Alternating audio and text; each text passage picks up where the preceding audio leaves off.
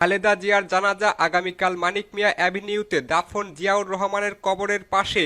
BNP chairperson ও সাবেক প্রধানমন্ত্রী খালেদা জিয়ার জানাজা আগামীকাল বুধবার বাদ-জোহর জাতীয় সংসদের দক্ষিণ প্লাজা ও এর সংলগ্ন মানিক মিয়া অ্যাভিনিউতে অনুষ্ঠিত হবে। তাকে তার স্বামী সাবেক রাষ্ট্রপতি জিয়াউর রহমানের পাশে দাফন করা হবে। মঙ্গলবার প্রধান উপদেষ্টা অধ্যাপক মোহাম্মদ ইউনূসের সভাপতিত্বে রাষ্ট্রীয় অতিথি ভবন যমুনায় উপদেষ্টা পরিষদের একটি বিশেষ সভা অনুষ্ঠিত হয়েছে।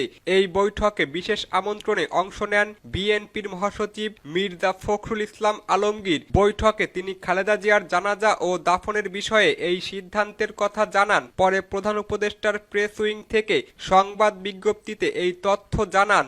সাবেক প্রধানমন্ত্রী খালেদা জিয়া আজ সকাল ৬টায় রাজধানীর এভার কেয়ার হাসপাতালে চিকিৎসাধীন অবস্থায় ইন্তেকাল করেছেন। ইন্না লিল্লাহি ওয়া ইন্না ইলাইহি রাজিউন। প্রধান উপদেষ্টার প্রেস উইং জানায়, উপদেষ্টা পরিষদের বৈঠকের শুরুতেই তিনবারের সাবেক প্রধানমন্ত্রী, গণতান্ত্রিক আন্দোলনের আপসহীন নেত্রী এবং বিএনপির চেয়ারপারসন খালেদা জিয়ার মৃত্যুতে দাঁড়িয়ে ১ মিনিট নীরবতা পালন ও তার আত্মার মাগফিরাত কামনা করে মোনাজাত করা হয়। ধর্ম উপদেষ্টা আফম খালিদ হোসেন মোনাজাত পরিচালনা করেন। বৈঠকে খালেদা জিয়ার মৃত্যুতে আগামীকাল বুধবার থেকে ৩ দিনের রাষ্ট্রীয় শোক ঘোষণা ও আগামীকাল ১ দিনের সাধারণ ছুটির সিদ্ধান্ত হয়। রাষ্ট্রীয় শোকের অংশ হিসেবে ৩ দিন দেশের সব সরকারি, আধা সরকারি, স্বায়ত্তশাসিত প্রতিষ্ঠান, শিক্ষা প্রতিষ্ঠান সহ সব সরকারি বেসরকারি ভবন এবং বিদেশে বাংলাদেশ মিশনগুলোতে জাতীয় পতাকা অর্ধনমিত থাকবে। একই সঙ্গে আগামীকাল বুধবার দেশের প্রতিটি মসজিদে খালেদা জিয়ার বিদেহী আত্মার মাগফিরাত কামনায় বিশেষ দোয়া ও মোনাজাতের আয়োজন করা হবে। অন্যান্য ধর্মের উপাসনালয়গুলোতেও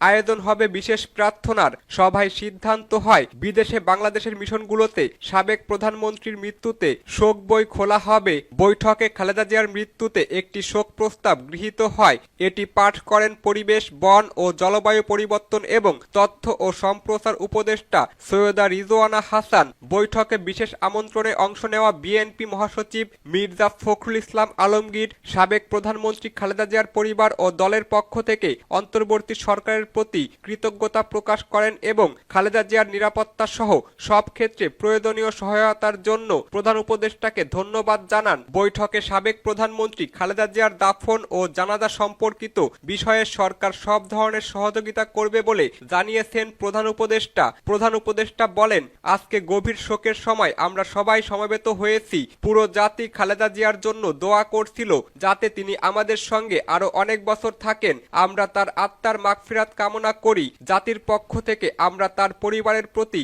সমবেদনা জানাই। তার দাফন ও জানাজার বিষয়ে যা যা কিছু প্রয়োজন সব ধরনের সহায়তা সরকার করবে।